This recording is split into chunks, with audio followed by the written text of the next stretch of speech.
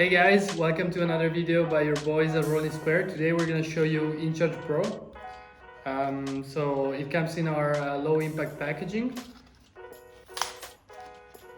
Just open it and here it is. It's a keyring cable, USB-A to USB-C. It's very simple, so it's just a cable. The only thing you have to know about this is that since it travels in our low impact packaging, you're gonna have to bend it the first time. It's gonna be a little bit hard because the cable is really tough, but don't be afraid to bend it and close it like this.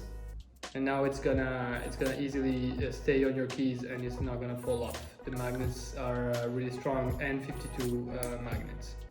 So as I was saying, USB-A to USB-C. So you just plug in the USB-A into any USB-A port, and then you can charge any USB-C devices like your Hyphen, for example. Or you can also use it to charge any other USB-C device like an Android phone, like this one. Just plug it in and it will start charging. And when you're not using it, you just close it up and then you put it on your keys, for example. Close it and there you go. I'm gonna show you a close-up.